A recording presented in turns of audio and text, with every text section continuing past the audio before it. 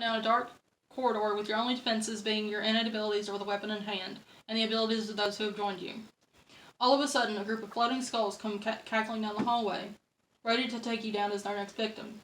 As a reaction to their appearance, you ready yourself for a fight by whipping out your sword and shield or casting a spell, and your companions do the same. After a tedious encounter, the skulls are defeated by either pure strength or the arcane skills of magic. However, the party can only celebrate briefly, as this is only one of many victories on your adventures in playing role-playing games, or RPGs for short. This pastime has brought me much joy over the past decade or so, and I want to share a nugget of that journey with you. My journey into tabletop gaming is reversed from the usual stories. I started playing video games when I was around 5 or 6, and until age 12 or so, I didn't have many friends to play with. When I became old enough to browse forums to look for other people to play with, that's when my tale of friendship and camaraderie began. Finding people with the same interests as you on the internet is like finding a treasure chest in a maze-like dungeon. When I became older, these friendships started to slowly fade. Little did I know, I was about to make more long-lasting friendships when I became an adult. A few years ago, in 2015, I was invited to play a tabletop RPG called Dungeons & Dragons by a close friend of mine.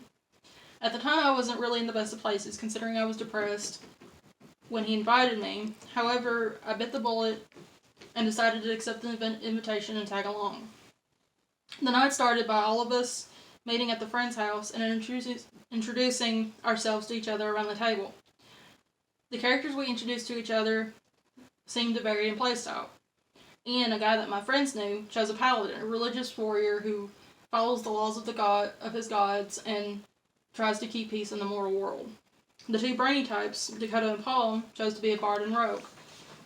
One who entertains with nifty spells that can be used at the time of dire need, or someone who can sneak around and accomplish recon to gather information.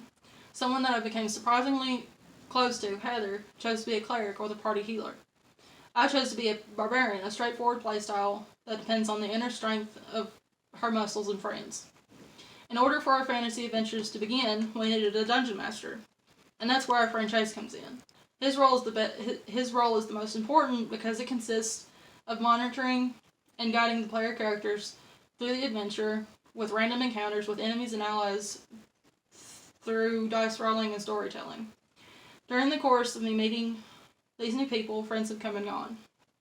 Ian stopped playing because he started a new family, and Chase didn't have the right amount of time for it anymore. We haven't been able to play Dungeons & Dragons for a good while now, but there have been get-togethers such as celebrating New Year's Eve, where we watch Lord of the Rings or films like The Big Lebowski, and some nights where we play board games such as Clue, Monopoly, and Cards Against Humanity. During the course of my life, I have seen friends come and go, but finding new hobbies has helped me reach out and connect to more friends. Games, whether they be physical or digital, have given me something to connect with others and to deepen bonds through trust and teamwork.